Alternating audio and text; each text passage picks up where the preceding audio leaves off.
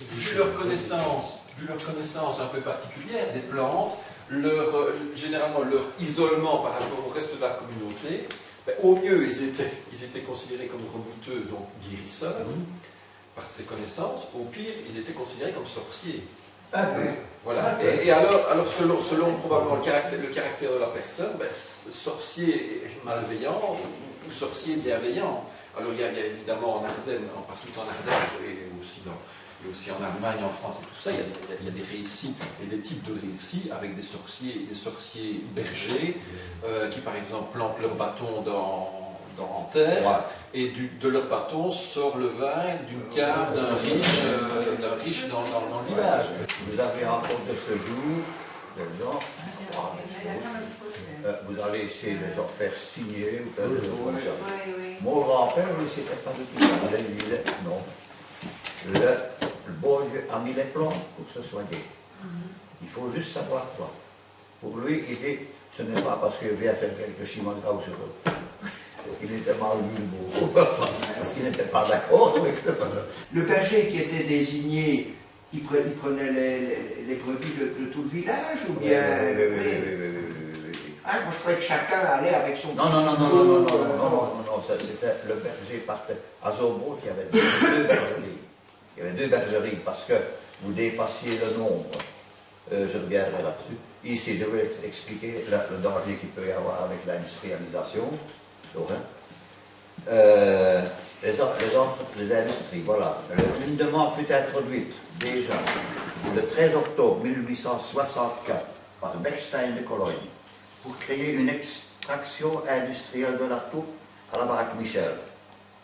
Elle fut classée sans suite. À la baraque Michel, c'était, disons, au-delà de la baraque, c'était déjà Hofray, tandis que nous, c'était Buchenbach.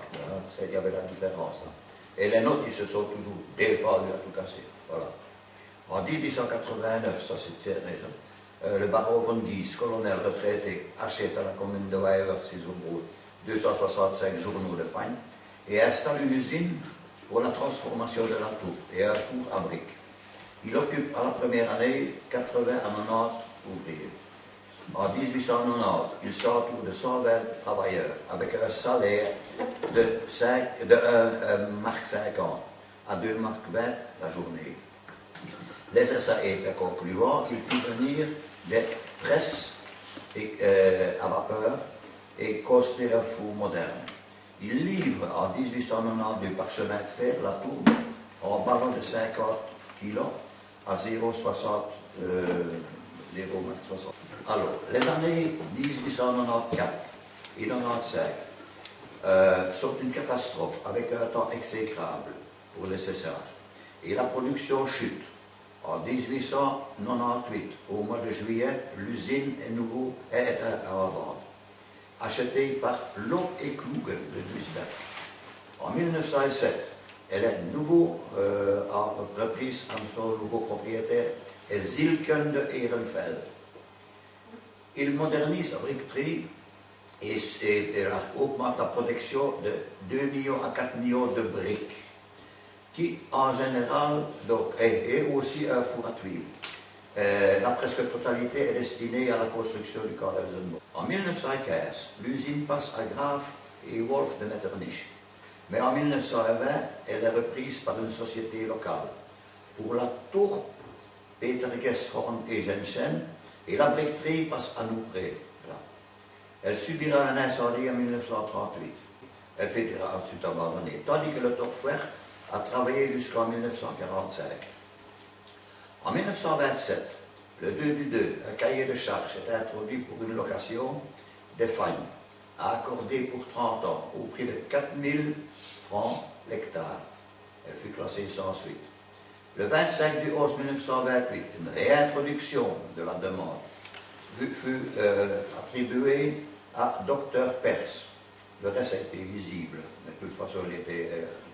Alors, le 28 du 12 31, ils reçoivent un accord de principe, déjà refusé à l'époque par Frédéric et Boulienne. Ah. Oui, Léon Frédéric et M. Boulienne qui était le scientifique ici à la station. Voilà, le 10 du 11 36, une manœuvre, il mélangeait les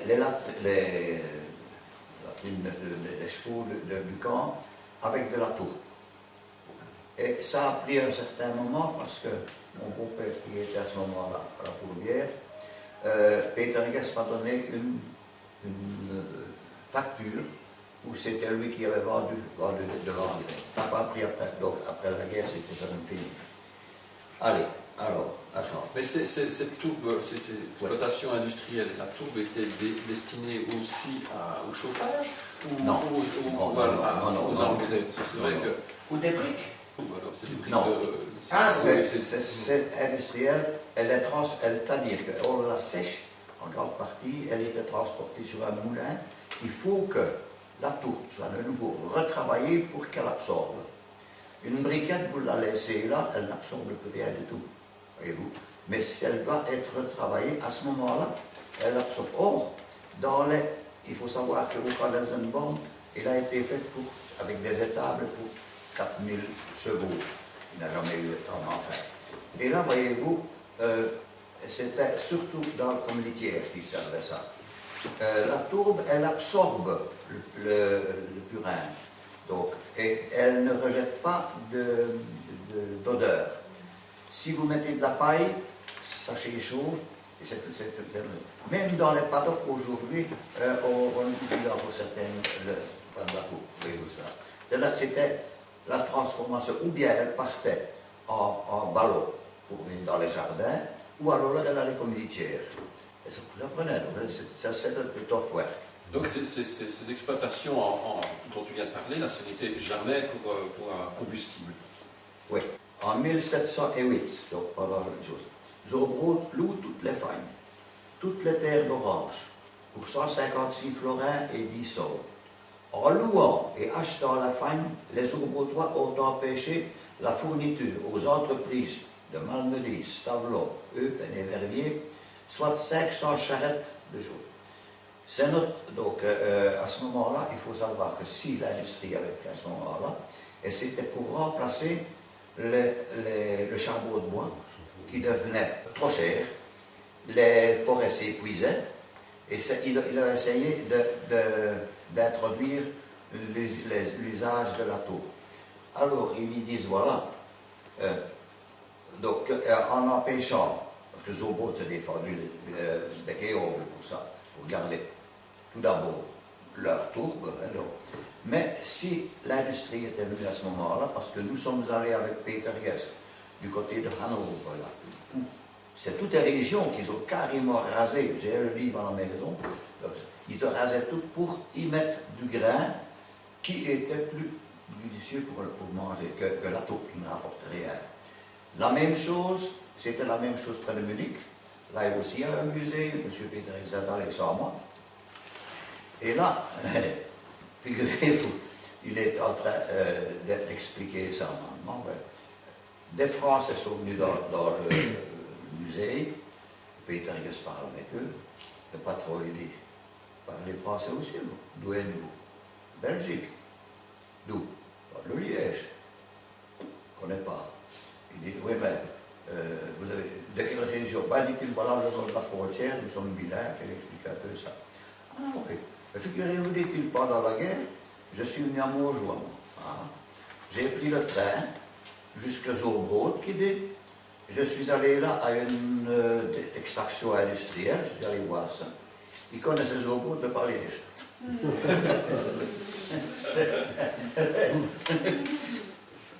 Mais là aussi, on a tout liquidé pour avoir des terres arables. En 1766 fut achevé un travail de recensement pour le Code des services de douane du Luxembourg. Il donne une copie détaillée des établissements qui exercent une quelconque activité économique. D'ailleurs, il est régulièrement rappelé que les récoltes de grains ne suffisent pas qu'à couvrir 1/3 ou 2/3 des besoins de la population. Zobrot constituait alors à lui seul un district douanier, vu la description des fabriques. Alors, des fabriques à Zobrot, il y avait à ce moment-là 2 fabriques de fil et de lin. Alors, en 1741, une fabrique d'étoffes donc, avec 3 métiers et une trentaine d'ouvriers. En 1764, une fabrique de fil à Bosfagne avec 30 ouvriers de laine. La laine était filée à domicile. Toute la main-d'œuvre était jalousement réservée aux obrotois. Voilà. Ces ateliers étaient propriétés des manufacturiers de Montjoie, dont qu'il était exempt de taxes de frontières. C'est très important. Et les autres villages limitrophes faisaient partie des principaux éléments de l'histoire. Donc, Zobrot, à ce moment-là, c'était tout ce qui est chez nous. Et les Zobrotas ont profité pour se tenir à ça. Tous les ouvriers devaient être des Zobrots, pas les limitrophes. Donc, c'était une industrie qui a...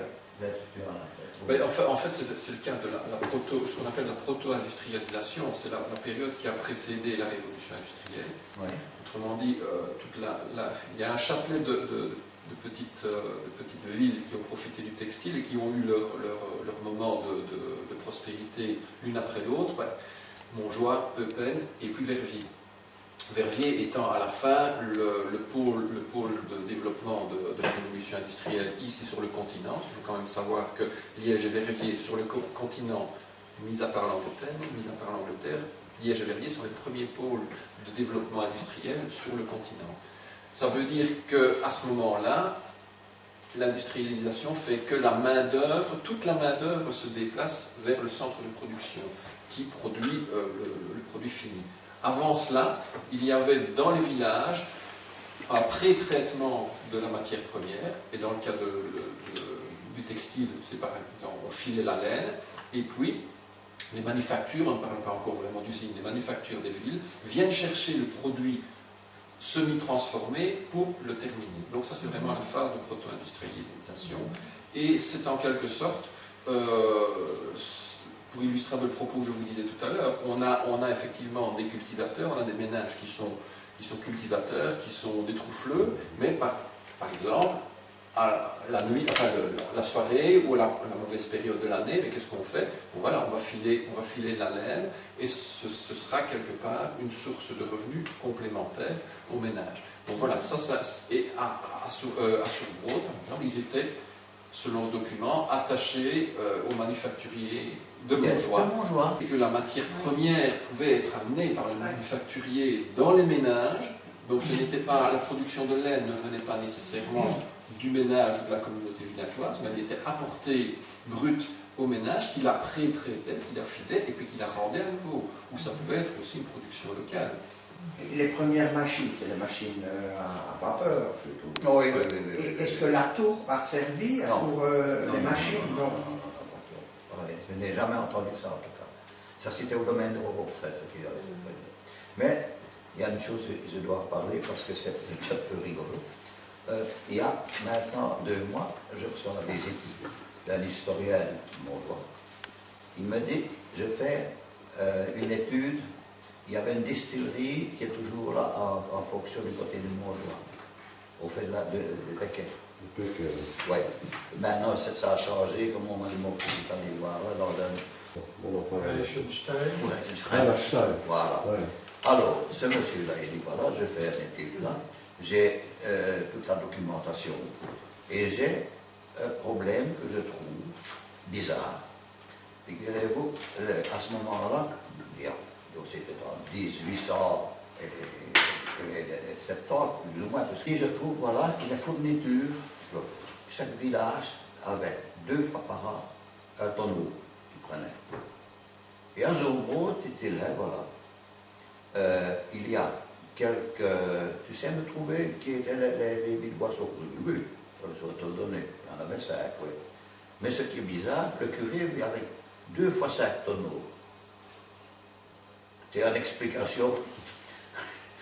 Mais ce qui, je commence à rigoler. Oui, j'ai une explication.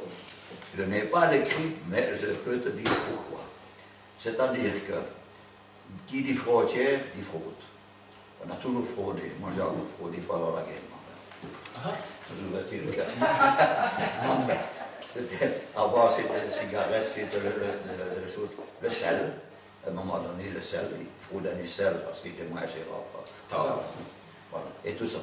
Alors, Il dit voilà ce qui se passe.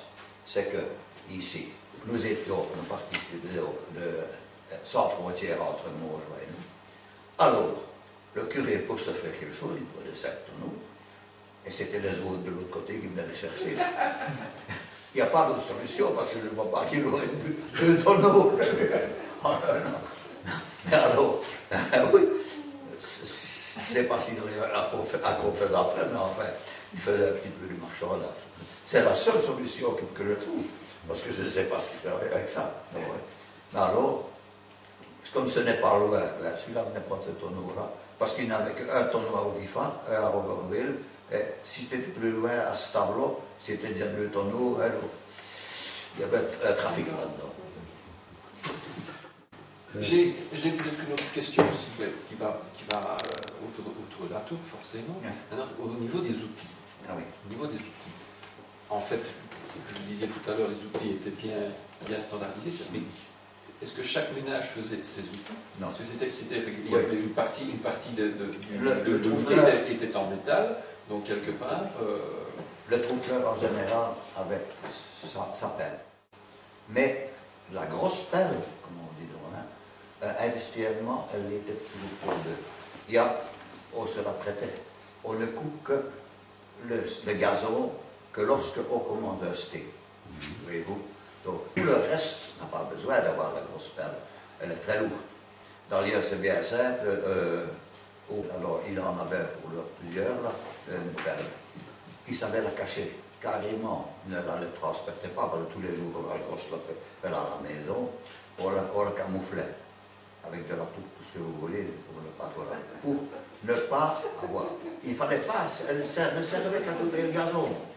Mais elle était assez, très lourde. Mais les outils étaient faits dans chaque ménage? Non, c'était produit... Les forgerons qui faisaient ça, oui. Elles avaient toutes, en général, donc vous aviez 14 de large, 24 maximum de long. Sauf l'usure. Elle coupait comme un rasoir. Il fallait qu'elle coupe comme un rasoir. Il y a une question. Mais qu'est-ce qui a défini ces 14-24 cm? Parce qu'on aurait pu dire que les briquettes de 10 cm pourraient sécher plus vite. On a trouvé que c'était l'idéal. Je crois que c'est l'expérience. Ouais, tandis que, je la montrerai tantôt quand nous irons sur le terrain, industriellement, elles avaient toutes des formes différentes. La nôtre, c'était, ils avaient dit voilà, il y avait un bouchon. Bouchon, ça veut dire quoi? Il m'expliquait bien, c'est là. Bouchon, je me demandais ce que c'était. Et on l'a trouvé à Hanovre, là. Dans un moment donné, mais voilà le bouchon. C'est le gabarit. Voyez-vous? Donc elle faisait 40 sur 10 normalement. C'est tout à fait. J'en ai une que je vais vous montrer après-midi aussi. Le gabarit, c'est une elle fait exactement aussi 12 parce qu'il faut quand même. Avec 2 rabots de cheveux. Donc, et vous la passiez ça, on la passait à l'autre. Donc, vous coupiez l'arrière pour commencer, donc, et puis alors, automatiquement, vous reculiez avec le gabarit. Ils étaient payés par pièce. Voyez-vous, donc, ils ont souvent mon charrier parce que ton beau-père, il venait contrôler, lui. Alors, s'il n'avait pas la dimension, à ce moment-là, vous avez payé pour avoir ça. Voyez-vous. Et au bout, quand ils arrivaient au bout, elles passaient. Puis alors, ils avaient des pelles de 40 cm ou moins, sur 10, qui prenaient, on le mettait sur la... Ça, il y aura, à l'avenir, il y aura aussi le schéma qui sera dans le tableau. Alors, il y avait toujours à 2, la brouette ici. Donc, ils mettaient là, pas derrière, autrement les autres, on les prenait sur la brouette et partait. Non, il la mettait sur la brouette, 24, comme ça. L'autre aussi, et là, il roulait sur une planche, là-dedans. Il faut savoir que c'est, avec 24 briques, c'était déjà l'autre. Et il arrivait sur place, on prenait 3 briques, une là, et 2 autres, ça faisait ici 20 cm, et puis les deux brouettes se clapent ensemble. Elles restaient debout. pas comme ici où on va porter ça et les mettre à plat. Ça, c'était l'industriel, ça, voyez-vous. Il fallait le rendement, naturellement. C'était tout à fait différent. Et les pelles, les outils, c'était déjà autrement. Alors que, en Irlande, par exemple, la pelle, il les faisait en hauteur. Donc, des 40 cm en hauteur. Mais toujours la même chose, voyez-vous. Donc, avec un rebord à la pelle, ils avançaient, donc ils n'avaient plus que le dessous à prendre avec. Mais c'est presque la même chose aussi. Mais les outils variaient d'un endroit à l'autre. Même la composition, le séchage était tout différent. Et de Jal, par exemple, on a parlé de Jal et tout à l'heure, oui. Sur les outils pouvaient être différents aussi, ou il y avait un standard Fagnar? Tout standard, tout. Donc l'outil à Jal était le même qu'à Soubro? Je suppose, parce que là, ils le font de la même façon aussi. Dans le coin ici, je ne connais pas d'autres pelles que ça.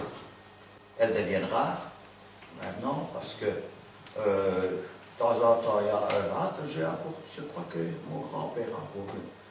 Oui, il y a une dizaine, nous n'avons plus de pelles pour tout le monde. On avait, à un certain moment encore, avec les amis de la famille, surtout le comité de gestion. Et vous, comme famille, vous aviez combien d'utiles, par exemple? Vous, comme propriétaire, vous aviez combien d'utiles? Non, j'avais une pelle. On avait un outil de chaque sorte, ça suffisait. Oui, mais elle parle de grosse pelle. Pas tout le monde avait sa grosse pelle, comme j'ai dit tantôt. Hein. Une de chaque sorte. Oui. Alors, à certains moments où ça devenait un peu chaud, je dis, mon loup, là, si le mazout ou tout ce qui devient trop cher, on y revient tous. Hein. On revient. Bon, c'est une menace qu'on mettait naturellement, je ne vois pas aujourd'hui, avec avoir 60 outils pour y retourner. C'est vrai, elle retourne. Mais enfin, nous avons toujours le droit d'aller faire un tour pour tout le monde. Je dis, ah ouais, mais si vous continuez, là, on va vous avoir. Ce qu'il y a maintenant, c'est qu'il n'y a plus le moyen de chauffage où on pourrait utiliser Non, la tour. et encore, si ceux qui ont la tour, comme moi, faisaient ça, il vous faut un poil adapté, normalement. Vous ne savez plus mettre ça n'importe. Par contre, on ne fait plus de chauffage central. Le chauffage central est venu vers les premières années avant 1930. Quelques-uns, vraiment, laissaient venir du charbon. C'était du coq alors. D'abord, c'était du coq. Oui, finalement, dans une cheminée, même dans un simple feu ouvert, quelques briques de tour, à mon avis, ça ne doit pas. Ça dégage un feu fumée. Oui, mais là, vous avez la fumée. Voilà. Alors, au bout d'un certain temps, on pouvait retapisser. Aujourd'hui, c'est ça. Dans le temps, c'était blanchi à la chaux. Mais maintenant, on tapisse. Et ce poêle norvégien, c'est avec des 2-3 compartiments? Non, c'est pas ça. Non. Ça fume un petit peu quand on met la brique dedans. Mais il s'en sert. On ne fait plus de chars. C'est une remorque, disons. Le problème, c'est que l'État, quand il nous a donné, s'engage à maintenir les accès pour que les gens puissent jouir de ces droits. Là où on a la tourbière maintenant, là, il faut dire que au départ, c'était pas facile quand vous passez 2 fois avec un tracteur, parce qu'on n'a plus de chevaux maintenant. Alors, on a exigé, puisque c'est là, d'avoir, ils nous ont fait, avec des planches, ils ont un accès, oui, sur 1 mètre. Là, c'est. Alors, ils ont dit, voilà, vous voulez l'avoir, alors vous l'aurez, tirez votre plan, un tracteur ne s'est pas passé. On a trouvé d'autres moyens, il ne faut pas croire, mais en fait, toujours est-il bien. Avec Doyen, l'ingénieur Doyen, quand ils ont fait ça, bon, vous nous faites ça.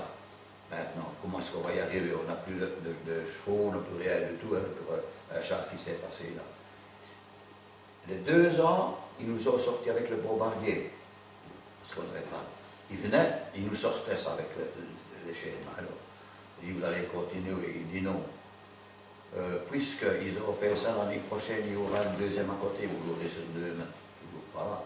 Maintenant, le doyen est pensionné, je sais pas, mais enfin, on tire à son plan. Mais enfin, on a un accès Voilà, monsieur. Oui. Quel est l'avenir pratiquement certain des tourbières? De l'exploitation. La Oui, conservation- l'idée même d'exploiter une Non, tourbière, voilà, est-ce la que conservation de... dans 20 ans c'est fini? C'est surtout sentimental. D'accord. Donc ça va s'éteindre.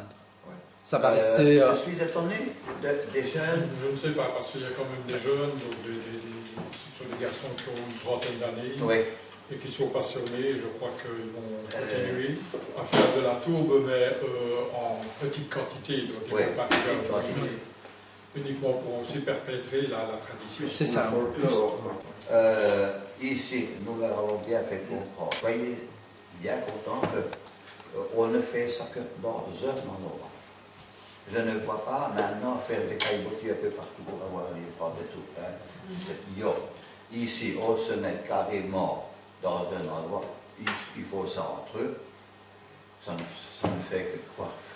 Presque rien, disons. Hein, parce qu'on ne fait plus de grandes quantités. Je prends Raymond ici, hein, celui qui est après-midi là. Il a sa tourbière aussi, enfin, on voit le tourbière là.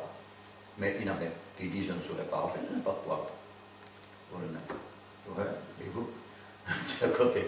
Mais enfin, on garde quand même, si vous pouvez le faire, Un petit peu la tradition et aussi l'ambiance que Oui. les grands-parents ont connue. Oui. C'est cet esprit d'entraide, puisque ici ils travaillent dans une seule tourbière, donc ensemble. Il ne faut pas chacun leur petit coin. On coupe, on met sécher et puis on partage après. Oui, pour faire quoi? Un petit peu pour chauffer, un petit peu, c'est pour garder la tradition. Ben, après-midi, vous allez aller aux tourbières. Albert propose ici de vous déposer au parking de l'eau noire et de faire le sentier de Triantal, qui est un sentier pour handicapés que nous avons aménagé. Et le reste, jusque-là, ça fait 1,2 km peut-être à marcher. Je vous avertis toujours, c'est très bien. Et là, hier, il y a 90 hectares qui sont encore à la commune. Le reste, c'était la région Wallonie. C'est à la commune. Or, nous avons demandé à ceux, mais les gens, ceux qui se baladent, ce sont des gens moins valides ou moins jeunes. Et ici, on a aménagé tout le chose, ça fait 5 petits kilomètres, le tout, y compris à la tourbière. Et là, une équipe maintenant chez nous ici, nous avons aménagé ça potable pour tout le monde. Vous allez voir. Il y a déjà ce petit camion de Oh oui. au moins. Oui, et nous sommes une équipe.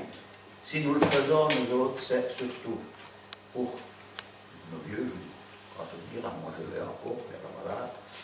Si c'était pas ça, c'était des ornières, c'était ce que vous voulez.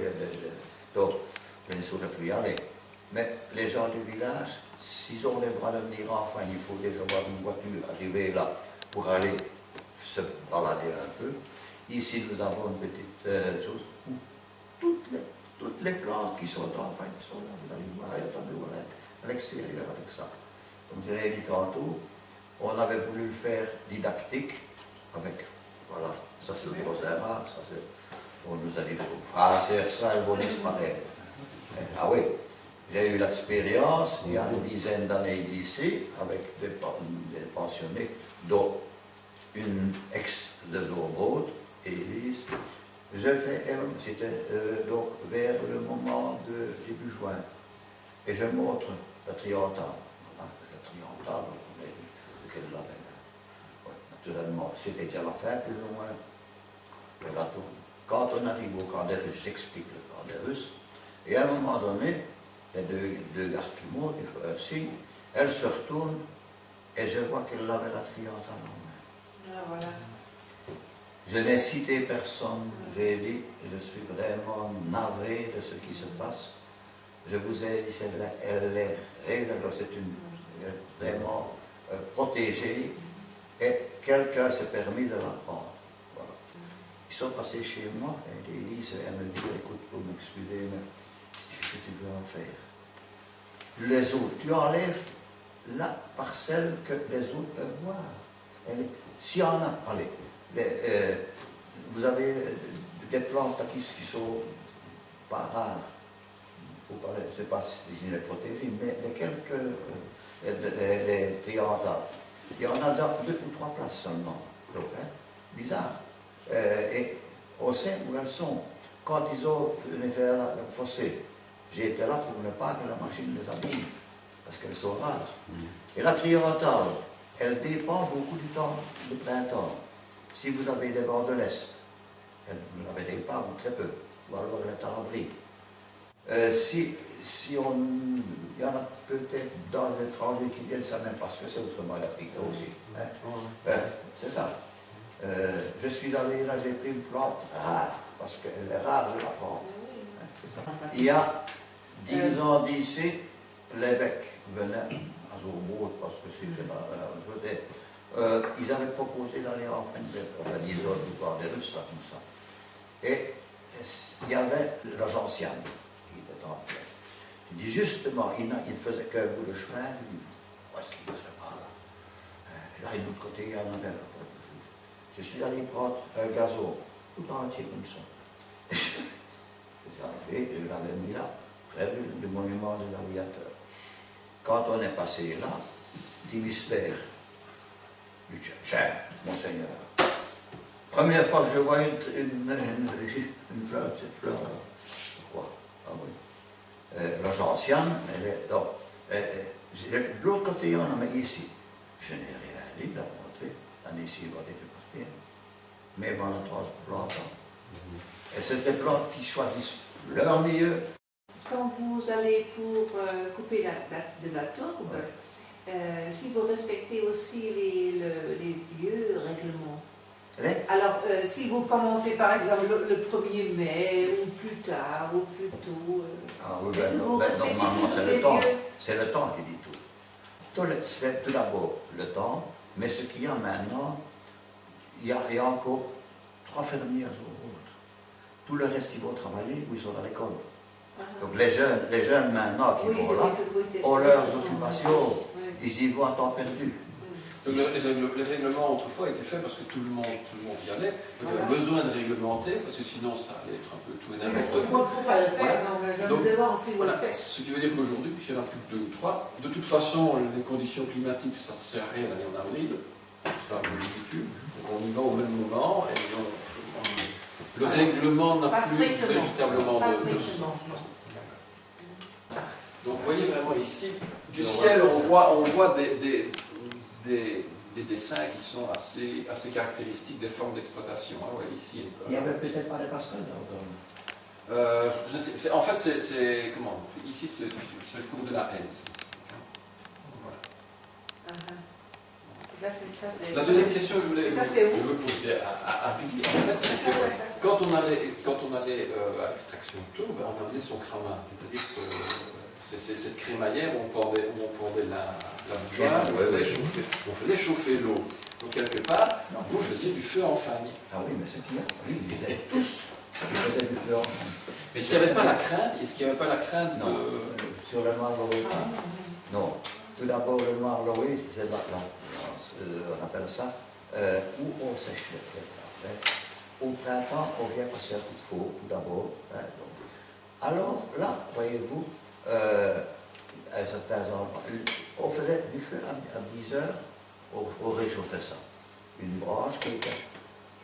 L'eau, donc, quand vous étiez à mi-chemin, il y avait une source, là.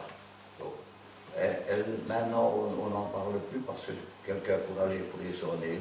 Quand le live a commencé il y a 2 ans, mon fils me dit, papa, je veux voir là-bas ce qui se passe. On est allé travailler en fin. Bizarre.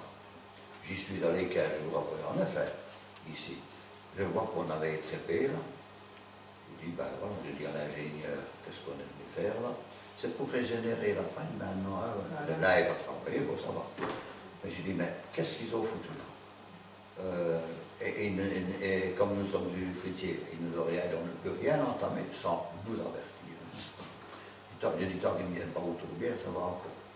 Résultat, Ils m'ont téléphoné, l'ingénieur leur avait expliqué, il faudrait faire une réunion avec les gens d'Urbo. Je dis, ça sert à quoi? Puisque vous avez gâché le bazar. Hein? Oui, nous avions ici une réunion avec les guides. J'ai dit, ce serait peut-être le moment, si on pouvait venir. Là, je veux bien venir avec.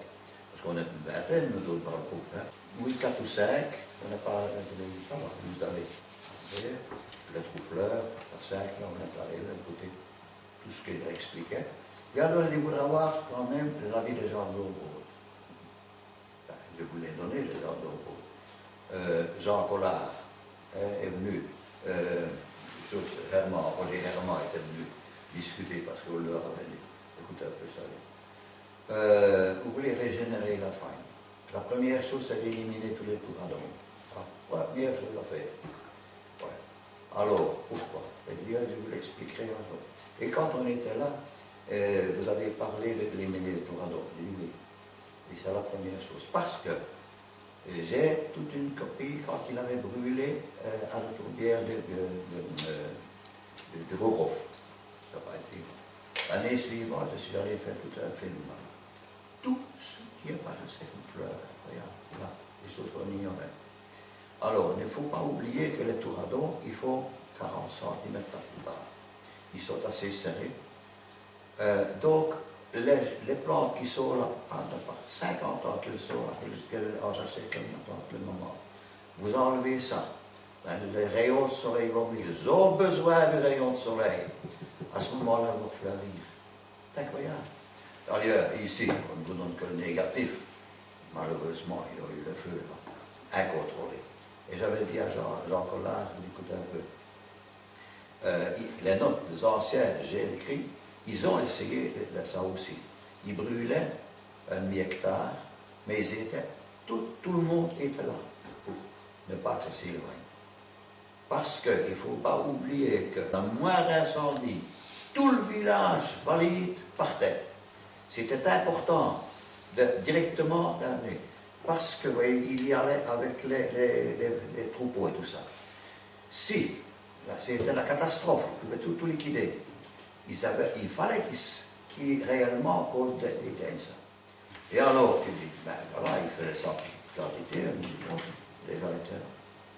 Et il dit, si tu faisais ça comme ça, où est-ce que tu veux que je trouve des gens pour mettre autour? Bon, c'est bien facile, je dis, hein. Tout dans ton groupe, il y a suffisamment de critiqueurs, à l'époque. C'est bien rigolé. Mais, après ça, quand on avait discuté de ça, mais éliminer les touradons. Didier Macals est venu il y a un jour. Je voudrais quand même qu'on fasse un endroit ici où on pourrait faire. Tu as les outils? On a les outils, par contre. Et ils l'ont fait, ça même été, il faut le filmer à ce moment-là. Et ils ont commencé après. Maïté est venu, là où on a la tourbière. Ils voulaient aussi venir travailler là. J'ai dit non. Seulement, ça c'est la région wallonne qui est dans la région. Ils ont enlevé sur deux journaux mains en dessous, raser le tout, carrément, faire ce qu'on avait dit, raser le tout. On a même critiqué qu'ils avaient laissé le produit là. Après que j'avais parlé, Jean-Marie Coulard, on en a parlé aux amis de la fin. Oui. Alors, tu vois, le problème qu'il y a, c'est d'éliminer le produit. Il faudra faire des mares pour couler le produit. Je n'ai pas répondu, mais j'ai dit à Macals, si tu fais ça, tu fais un ordain. Un ordain. Tout sur un temps. 2 ans après, vous trouvez plus rien. Ça s'élimine tout seul. Donc, hein, voyez-vous. Là, et ils ont fait ça. Ce que nous remarquons là-dedans, il vient maintenant des plantes qui n'ont pas le lieu d'être là. Mais ça, vous voyez, il faut surtout que les rayons de soleil arrivent à la plante, ou sinon vous n'aurez rien du tout. Et les touradons l'empêchent. Mon grand-père qui a exploité la fagne pendant des années me racontait que, par exemple pendant la guerre, toute la fagne était fauchée. Donc ils n'avaient pas assez avec les terrains agricoles qui étaient dans le village, donc ils avaient besoin de cette fagne. C'est pour ça aussi qu'ils la soignaient, parce que c'était une nécessité. il me racontait aussi que quand la fagne était fauchée, il y avait des fleurs partout. Donc ce qui est la preuve que le tourado étouffe ces fleurs-là. Mais lorsqu'ils allaient faucher la fagne, ils n'avaient pas de machine, ni de gros tracteurs comme on voit aujourd'hui, qui fauchent 15 mètres en une fois. C'était tout à la fourre. Maintenant, Et c'est c'était ça. fané, et c'était aussi du foin, qui n'était pas de très bonne qualité, Non, mais enfin. mais qui était aussi très difficile à charger. Parce qu'il glissait. Ah oui. Alors, J'en sais quelque chose parce que j'en ai chargé aussi. alors donc, il faut déjà bien la charger et la tenir ensemble parce que à tout moment, il y en avait un qui culbutait. Alors c'était la risée dans tout le village. Ça partait. Celui-là est allé véler, on dit de nous. Il a vélé. Et ça pouvait vous arriver demain.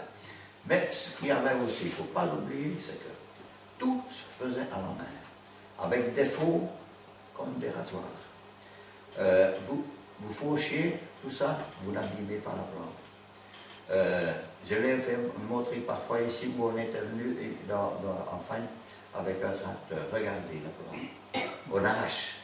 Aujourd'hui, vous n'avez plus de machines qui font. Et vous voyez le bout, elle est tout arraché. Si vous avez là, c'était coupé tout net, une belle coupure. Donc, ça vous n'abîmez pas la plante. C'est la même chose que si vous prenez par exemple un couteau qui coupe très bien ou une scie. Vous allez avoir une belle petite scie où vous aurez cette largeur-là. C'est ça. On n'abîmait pas la plante.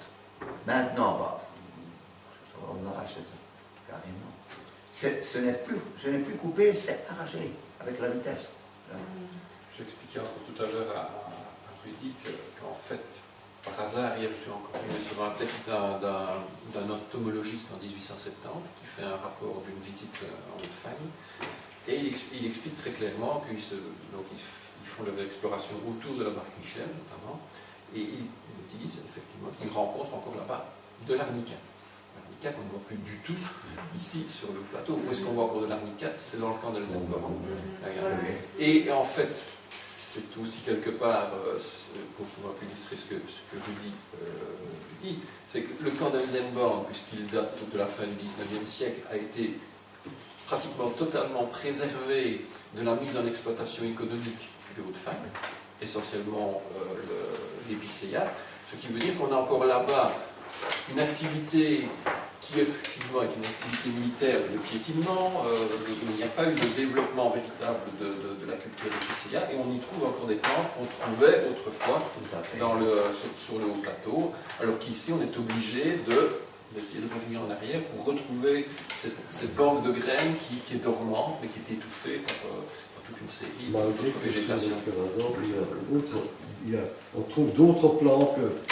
C'est-à-dire, évidemment, c'est tout le débat. Si on prend ce débat-là d'un point de vue historique, alors qu'on revient à 1000 ou 2000 ans avant l'exploitation de l'homme, c'est vrai que quelque part, le paysage naturel n'est pas celui dont Rudy parle, c'est-à-dire que c'est un paysage d'exploitation humaine pendant 4 ou 5 siècles au minimum, où effectivement on exploitait le pâturage, on a coupé les bois, on a coupé tous les bois qui étaient là naturellement, on les a coupés, on a fait de l'extraction de tourbe, du fauchage, donc tout ça a amené un paysage de lande qui n'existait pas autrefois. Donc, alors quel est le bon paysage fagnard?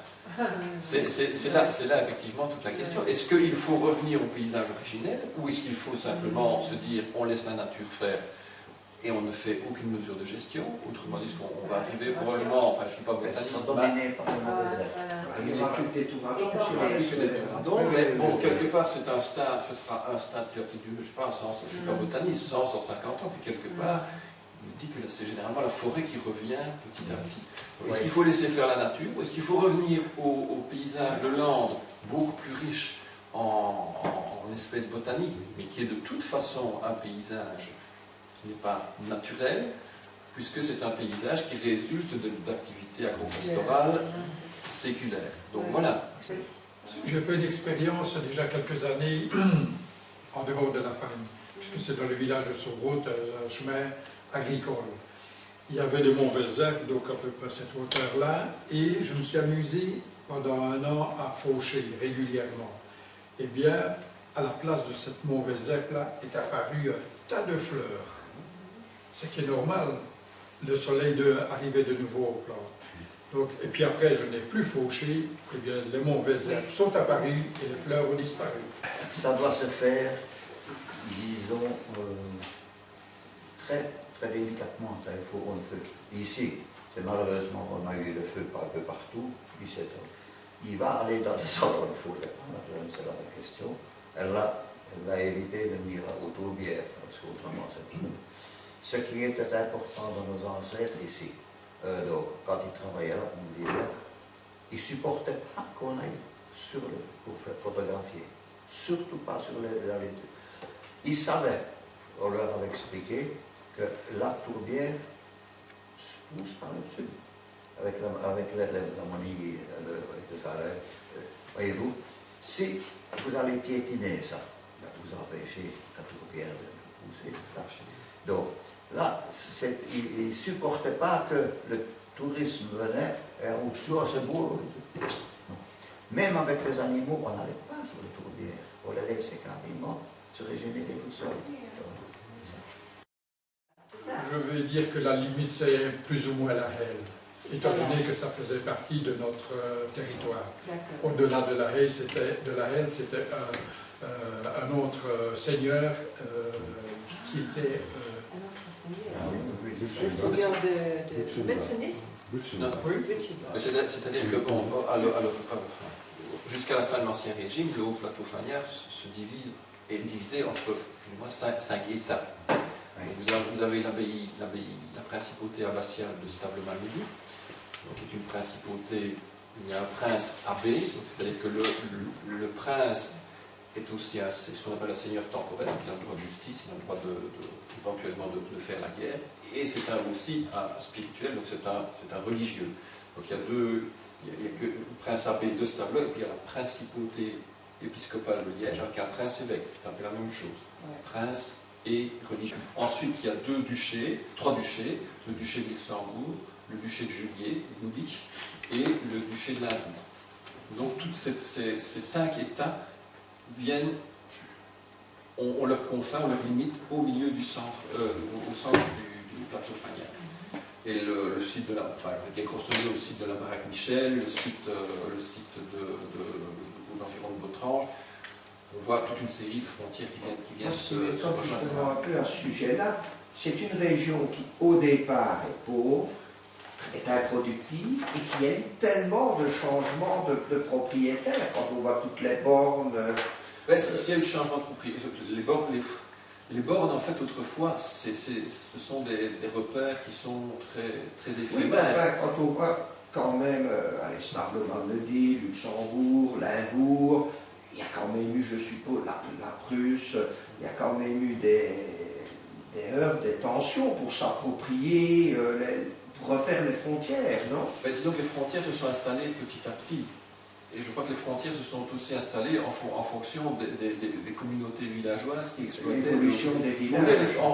La Fagne, c'est vrai, c'est un milieu en soi qui est assez pauvre par rapport aux terres de Hesweil, qui sont quand même beaucoup plus fertiles. Les Hauts-de-Fagne, c'est quand même un terrain assez pauvre. Donc, quelque part, c'est un peu normal qu'ils soient rejetés aux confins des pays. Oui, les Alpes, c'est une région frontière, parce que quelque part, les montagnes sont beaucoup... Je vais rajouter une petite chose, c'est que parfois les frontières ont été décidées par des gens qui n'y connaissaient absolument rien. Je vais prendre le cas en 1815, où on a repartagé après le territoire ici. Ça a été fait par exemple au Pau-Gravienne ou dans d'autres places. Et ce sont des politiciens qui ne savaient même pas de quoi ils parlaient. Et qu'ils ont, sur une carte, ont décidé, tiens, ça c'est pour toi, ça c'est pour moi, et moi je prends ça. Anciennement, c'est comme ça. La réalité, mais par contre, la réalité sur le terrain, c'est vrai que pendant tout l'Ancien Régime, et c'est vrai que entre Surbrautre et Robertville, Ovifa, on a toute une série de conflits de communautés villageoises, pour la jouissance des droits agro-pastoraux. Quelque part, ces limites, qui sont des limites entre voisins, sont aussi des limites d'État ici. Donc quelque part, dès qu'il y a un conflit entre voisinage, entre communautés, ça prend des proportions qui sont parfois plus importantes parce qu'il y a eu tout autant de conflits entre Spa, Jalais, Saint, et qui font partie de la principauté de Liège. Donc là, quelque part, c'est réglé entre communautés. Avec Surbrot, Robertville, ben là, on est effectivement entre deux États différents, l'abbaye de Stableman-Medley, le duché de Luxembourg. Donc quelque part, là, on en vient tout de suite à des proportions internationales, ce qui fait que les conflits doivent parfois être réglés avec des juridictions beaucoup plus prestigieuses. Les limites, anciennement, utilisaient surtout les limites naturelles. C'est-à-dire que vous aviez, ou bien c'était une route, c'était un mont, c'était carrément une limite entre Stableman-Medley et Luxembourg, nous étions à ce moment-là. Mais elle est devenue, vers le XVIe siècle, elle est devenue commerciale, c'est-à-dire qu'il fallait payer le passage. Et tous les 5 mètres, toutes les lieux, normalement, elles étaient à droite ou à gauche. Donc vous payez chez l'un et chez l'autre, ensemble comme ça. Et vous parlez de ces différents sites, le Spa-Marchand. Est-ce que la femme de Marchand a aussi été, est-ce qu'on a extradé la tour aussi là-bas? Oui, mais un peu partout, oui, mais en petite quantité. Ouais. Bah oui, parce qu'on n'a pas les grandes tourbières. Oui. C'est comme dans Braquevent, ce sont des petites tourbières dans les Non, la Braquevent, bon, là, c'est une des tourbières les plus épaisses de la rue naturelle. Il faut venir, pour le faire. C'est 8 mètres de profondeur. Donc là, on est vraiment dans une grande hauteur. Donc mais bon, elle n'a pas été totalement exploitée, mais grosso modo, c'est vrai que sur les photos aériennes, on verra ça tout à l'heure. Je vais dire la tourbière de la Braquevent. Alors, il devait être là. Et on voit vraiment qu'il y a une partie qui a été relativement épargnée, et puis paf, on a. Mais qui est toujours active. Toujours de Braquevent, le Königlich Dortmund et dans la famille Wallon, ce sont presque les deux grands parcelles ou le processus est toujours actif. Qui ont une tourbière active. Je ne sais pas si je vous ai dit pourquoi on avait mis la dîme en Stableman-Medley. Donc l'extension de cette technique gagne à toute la région, dans le Medley-Stablo. C'est pourquoi Ernest de Bavière a assujetti une dîme au profit de la meule abbatiale. À l'instigation de son chancelier, Godefroy Taxis, elle passa au chef des paroisses. Il fut considéré que la tour n'était pas un minerai, mais le fruit du sol. Donc, le 23/6/1920, de cela fait, les paroissiens fournissaient, donc c'est pour ça que le curé avait mis cette histoire-là. Je me suis toujours posé la question pourquoi il avait fait payer d'un côté et par l'autre. Mais eux, ils ont pris une dîme pour ça. Et ils devaient aussi fournir les curés et les églises en tout. Avec 2 tonneaux.